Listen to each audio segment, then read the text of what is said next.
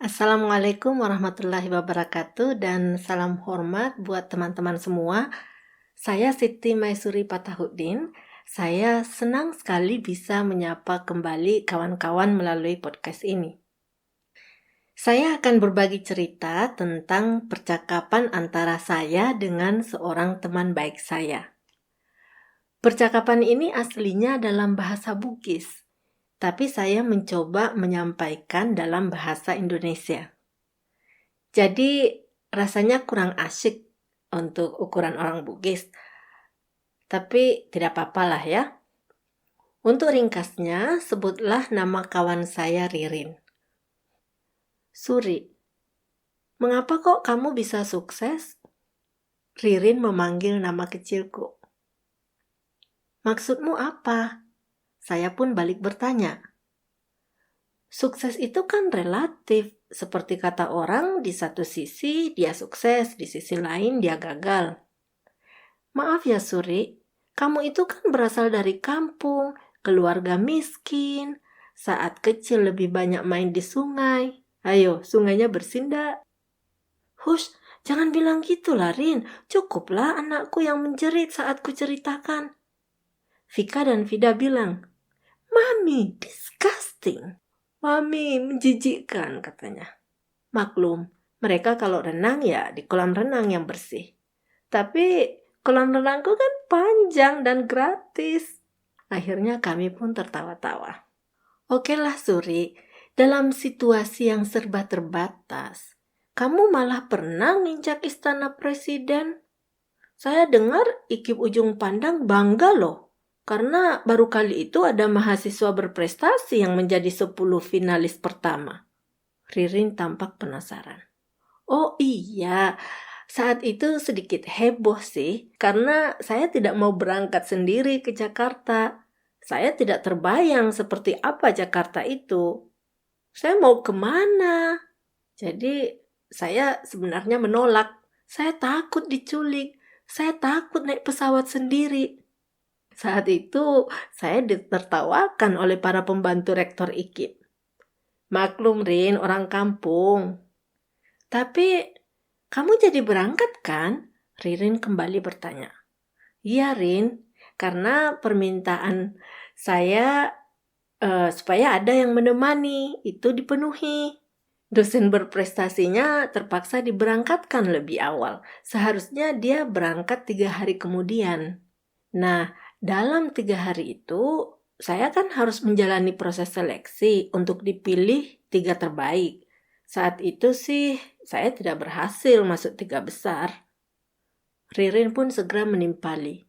Menjadi 10 finalis kan sudah sangat beruntung. Oh ya Suri, kamu juga dapat beasiswa S2 kan ke Jawa? Bahkan kamu dapat beasiswa bergensi dari Australia untuk S3. Dan saya dengar nih, kamu sudah mengunjungi beberapa negara tanpa pakai uang pribadi. Itu kan sukses namanya Suri. Apa toh kuncinya? Dengan wajah penuh harapan supaya saya menjawabnya. Begitulah penampilan Ririn. Ah Rin, kamu seperti pengamat diriku saja. Sambil saya tersenyum.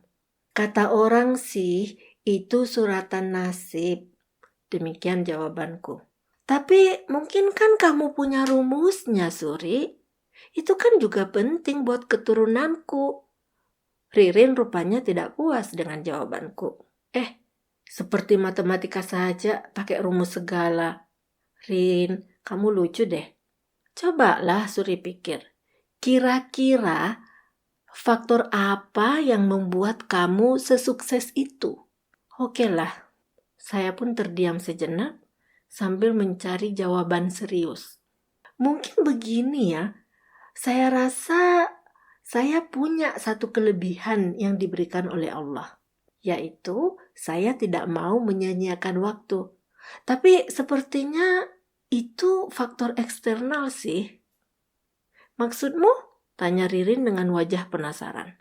Saat sekolah SD, SMP, atau SMA, rasanya hidup itu mengalir apa adanya. Tidur saya sangat cukup karena tidak ada listrik. Olahraga saya lumayan karena setiap hari loncat ke sungai untuk berenang dengan kawan-kawan.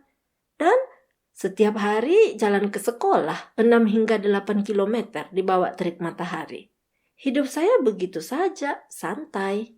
Tapi saat kuliah S1 di IKIP Ujung Pandang, ada kesadaran baru yang mulai muncul. Saya rasa ini akibat situasi yang sulit sih yang saya hadapi. Pernah ya, suatu ketika saya minta uang ke orang tua. Saya mau beli diktat kuliah. Bapak lantas dengan keras menjawab pakai bahasa Makassar. Sulara papuruku lagi kusawala kusambei. Artinya, celana dalam saya saja tidak mampu kuganti atau kubeli. Padahal celana bapak itu sudah tua sekali. Saya pikir bapak berkata hal yang benar. Lebih keras lagi karena dia bilang ke saya, kalau diktat itu memang harus dibeli, ya kamu berhenti kuliah saja. Apa boleh buat? Si Ririn pun tampak kaget dan bilang, wah keras juga ya kata-kata ayahmu Suri. Ya begitulah. Akibatnya saya tidak berani lagi minta uang.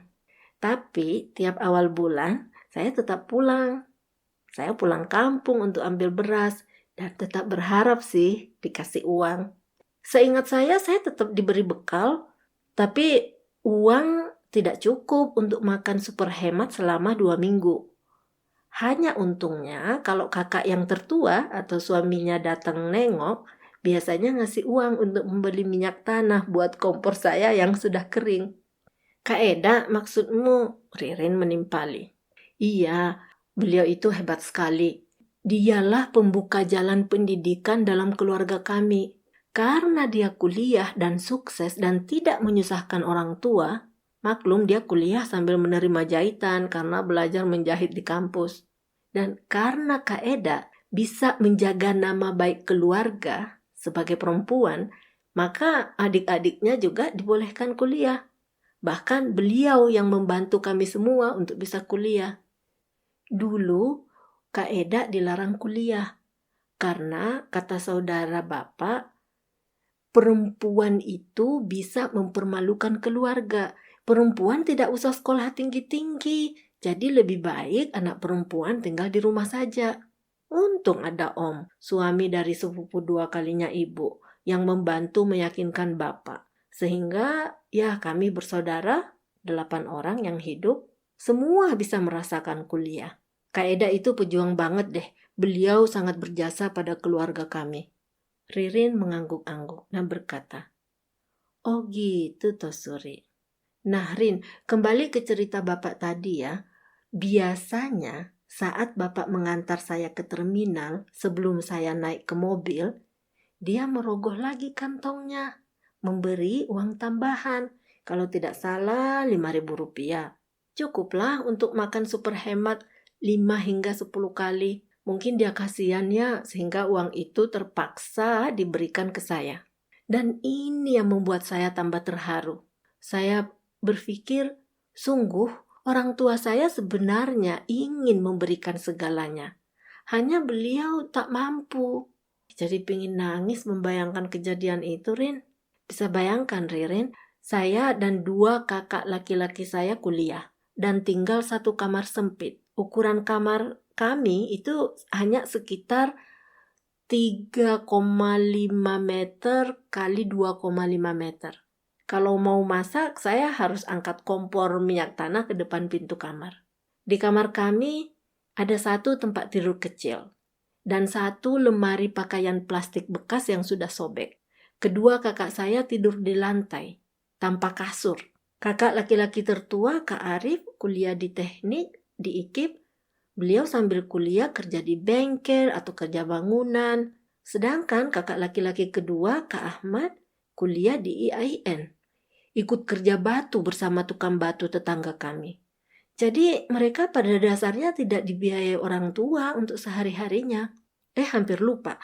Karena adekku, Syamsul Alam, juga ke Makassar untuk sekolah di sekolah teknik menengah.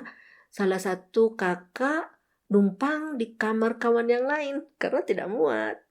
Saya jadi kangen sama saudara-saudara saya. Saya sayang sama mereka semua. Semua baik, Rin, saudara saya. Alhamdulillah. Terus untuk bayar SPP, biasanya ibu atau Kak Eda pinjam uang. Saya pernah temani ibu pinjam uang ke seorang tukang becak. Ririn pun kelihatan serius mendengar ceritaku. Berat juga ya perjalanan hidup keluargamu, Suri. Nah, biasanya kalau saya pulang ke kampung, saya sangat merasakan kemiskinan keluarga saya. Orang tua bersama 4 adikku hidup serba terbatas. Sedangkan saya kuliah. Sehingga di sepanjang perjalanan Pangkep Makassar sekitar 3 jam, di atas mobil saya pasti lebih banyak meneteskan air mata. Jadi pengen nangis lagi. Dalam hati, di mobil itu saya pun berjanji, saya tak akan menyia-nyiakan waktu saya di Makassar. Itulah janji yang muncul pada diri saya akibat situasi sulit tersebut. Ririn mengangguk dan serius mendengarkan saya. Matanya juga ikut berkaca-kaca. Nah, oleh karena itu, biasanya sebelum saya kuliah, saya menyiapkan diri dan sudah mengecek hal apa yang sudah saya ketahui dan hal apa yang belum. Saya ingin memastikan bahwa setelah kuliah ada tambahan ilmu. Sesudah kuliah, jika ada yang kurang jelas, saya sering pinjam diktat kawan untuk saya pelajari. Diktat yang sering saya pinjam adalah diktatnya sahabatku, Nur Aidi Iskandar. Dan saya berjanji segera mengembalikannya. Jadi saya cepat-cepat pulang untuk menyalin diktat itu sambil berusaha memahaminya. Yang lucu, teman-teman justru senang membaca buku catatan saya daripada diktat dari dosen. Jadi selama kuliah, seingat saya tidak pernah beli buku atau diktat. Begitulah, Rin. Suri, terus uang makanmu kan terbatas, hanya cukup untuk seminggu atau 2 minggu. Bagaimana dong cara mengatasinya? Ririn tambah penasaran. Nah, jawaban atas pertanyaan Ririn akan saya jawab pada episode berikutnya ya. Silahkan teman-teman bagikan podcast ini ke yang lain bila mana dipandang bermanfaat. Jika kalian ingin menjadi kawan baik Siti, silahkan ikuti podcast saya. Nantikan konten-konten menarik dari saya yang akan saya unggah setiap akhir pekan. Thank you for following me. Untuk yang belum, please follow and share. Stay safe, stay healthy.